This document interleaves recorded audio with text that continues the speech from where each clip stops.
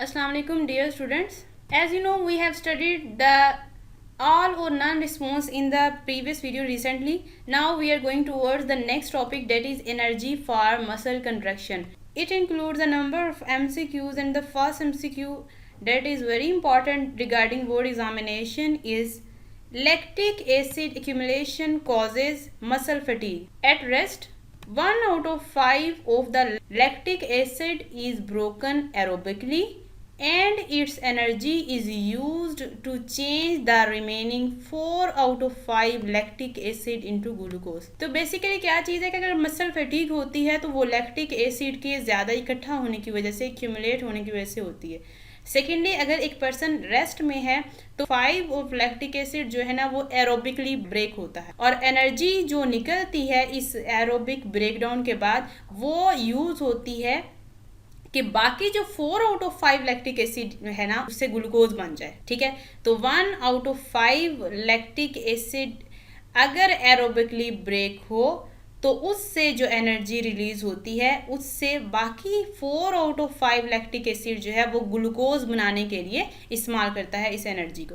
Right, this is very important MCQ. And next is the effect of exercise on muscle. Muscle पे exercise का क्या effect होता है? Aerobic exercises such as swimming, jogging and fast walking result in several changes in skeletal muscles like capillaries surrounding the muscle fibers as well as mitochondria within them increase in number and synthesize more myoglobin. तो फिर इसके बाद जो है इससे myoglobin ज़्यादा से बन जाती है.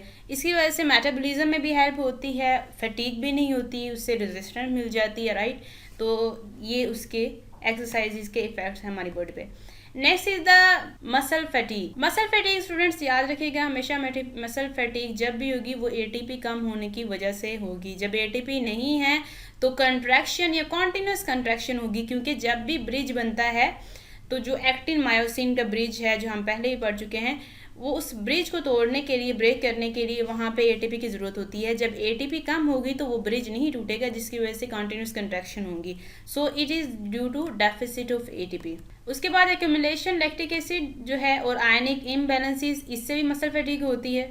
राइट, और लैक्टिक एसिड बेसिकली क्या करता है, पीएच को कम कर देता है, मसल की पीएच. ठीक है, so it is the definition of muscle fatigue. Next is the tetani. Tetani होती है बेसिकली कैल्शियम के लो लेवल से. ठीक है, it is very important MCQ. And then tetany जो है बेसिकली कैल्शियम के लो लेवल से ये डिजीज होती है. एंड देन वो विल स्टडी कि हमारे पास जो बेसिकली जब भी टेटनी डिजीज होती है तो अल्टीमेटली डेथ होती है. ठीक है, सो it is very serious disease और इसमें मसल ट्विच हो जाते हैं, कन्वर्जन होती है.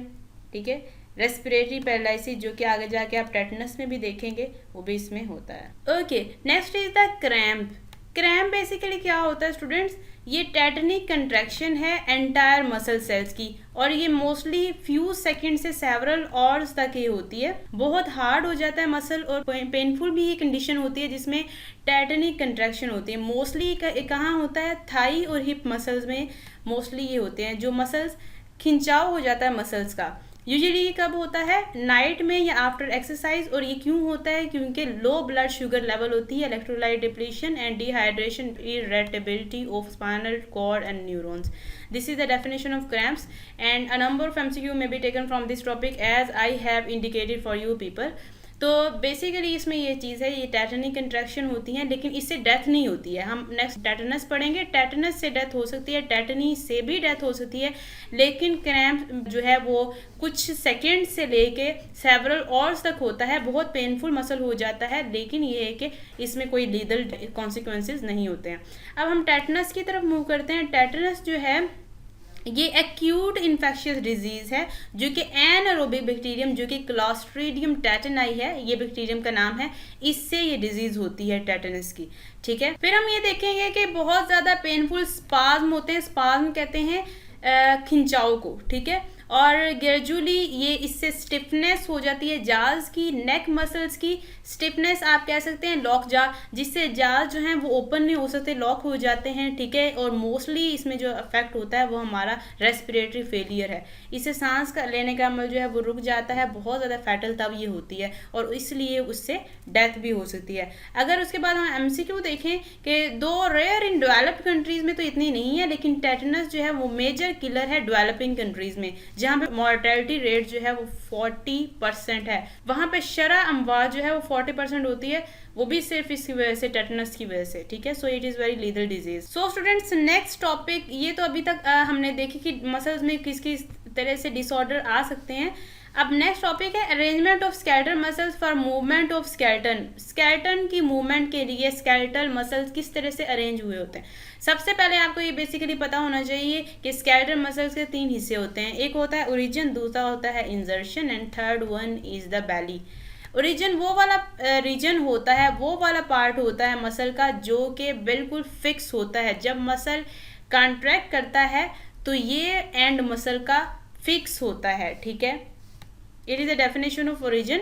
And insertion is the end of muscle जो कि मूव करता है, that moves the bone. Belly thick part है जो बिल्कुल इंसर्शन और ओरिजिन के दरमियान में होता है और ये कॉन्ट्रैक्ट करता है। So these are the definitions of origin and insertion as well as belly. Next is the definition of ligament and tendon. Ligament हमेशा याद रखिएगा, लिगामेंट ने बोन को बोन के साथ अटैच करना होता है और टेंडन ने मसल को बोन के साथ अटैच करना होता है। This is the basic concept about these terms. Okay students, अगर हम देखें कि लिगामेंट जो है वो थोड़े से इलास्टिक होते हैं, लिगामेंट्स ने बोन को बोन से अटैच करना होता है, वो थोड़े से इलास्टिक होते हैं। टेंडन जो है वो नॉन इलास्टिक होते हैं, ठीक है, and they attach the muscle to bone. It also includes very important MCQ. Next is the movement of bones. हमेशा याद रखिएगा, as you have studied already in your matric book, that जो movement होती है बोन्स की वो एंटागनिज्म को follow करती है। इसमें क्या होता है कि मसल जो है वो आपस में मूव करते हैं ऑपोजिटली, ठीक है। और एक मसल जो है वो कॉन्ट्रैक्ट करता है तो दूसरा रिलैक्स करता है, तो ये बेसिक चीज़ है इसमें। यहाँ एमसीक्यू है, there are 650 muscles in human body, ठीक है, मोस्टली ये पेयर्स में होते हैं। और उसके बाद जो है these muscle work against each other by contraction, this relationship is called antagonism. इसको हम एंटागनिज्म कहते हैं, ठीक है। So students, this page includes a number of MCQs which I am going to indicate for you people. The best example of antagonism is the movement of elbow joint by biceps and triceps. Bicep bends the arm at the elbow joint and triceps straightens it. Then bicep brachii muscles arises by the two heads from scapula. Okay, next the other two muscles then bicep brachii lie below the bicep brachii. The two muscles are brachialis and brachioradialis. तो जो brachialis है वो insert किस में होता है, ulna में, जबकि brachioradialis जो है वो इंसर्ट होता है रेडियस में, ठीक है। वेल स्टूडेंट्स, ये जो है working hinge joint of elbow की वर्किंग दिखाई गई है कि किस तरह से बाइसेप और ट्राइसेप मसल दोनों जो है वर्क करते हैं। एक कंट्रैक्ट करता है तो दूसरा रिलैक्स करता है। हमेशा याद रखिएगा कि एल्बो ज्वाइंट पे अगर बेंड करना है आर्म को तो बाइसेप कॉन्ट्रैक्ट करेगा और ट्राइसेप इसको स्ट्रेटन करेगा, ठीक है। So these two muscles work antagonistically to each other. So students, our next topic is locomotion in protoctista and in vertebrates. Locomotion में सबसे पहले हम लोकोमोशन देखेंगे यूग्लिना में। यूग्लिना में मूवमेंट होती है हमेशा फ्लैजिलम की मदद से, ठीक है। और उसके बाद उसका तरीका लिखा हुआ है किस तरह से, इसमें भी asked in the form of short question. And then the question, what is the function of myonemes. Myonemes का फंक्शन क्या है। Euglena is able to change its direction by the active contractile myonemes which run along the length of body when they contract the shape of body as well as its direction changes. तो myonemes contractile, मायोनीम जो है वो contractile होते हैं। जब भी Euglena ने अपनी डायरेक्शन को चेंज करना है तो क्या होता है कि ये कॉन्ट्रैक्ट करते हैं, जिससे यूग्लिना की शेप भी चेंज हो जाती है, उसकी डायरेक्शन भी चेंज हो। What is euglenoid movement is the next question. First the body becomes short and wider at the interior end, सबसे पहले बॉडी जो है वो अपने एंटीरियर एंड पे थोड़ी सी छोटी हो जाती है और थोड़ा सा वाइड हो जाती है, और दरमियान से फिर होती है शॉर्ट और वाइड, और फिर आखिर में वो कहाँ होती है, पोस्टीरियर एंड पे जाके वो शॉर्ट और वाइड होती है। इस कैरेक्टरिस्टिक मूवमेंट को हम यूग्लिनाइड मूवमेंट कहते हैं, right. So student, next is the locomotion in paramecium. Paramecium में लोकोमोशन किसी मदद से होती है, सीलिया की मदद से। Very important MCQ. So this is called ciliary movement. So the length of cilia ranges from many hundred microns and the diameter of cilia varies from 0.1 to 0.5 micron. This is the diameter. A cilium consists of 9 peripheral double fibrils giving the appearance of 8 shaped figure and 2 central smaller fibrils, right? Then is the discovery. In 1955, Bradford suggested that movement of cilia is due to the simultaneous contraction or sliding of double fibrils into two groups, one after the other. So ये जो ciliary movements है, ये Bradford ने 1955 में introduce कराई थी। Next हम देखेंगे यहाँ पे कि जो इफेक्टिव स्ट्रोक है वो किसी वजह से होता है। 5 out of 9 double fibrils contract करते हैं तो इफेक्टिव स्ट्रोक होता है। Likewise 4 out of 9 double fibrils contract करेंगे तो रिकवरी स्ट्रोक होगा। जब इफेक्टिव स्ट्रोक होगा तो बॉडी सीलियम जो है वो बेंड या शॉर्टन हो जाएगा, while in recovery stroke cilium becomes straight. So ATP is required for the movement of cilium. Students, next हमारे पास जो टॉपिक है वो है, students our next topic is locomotion in amoeba.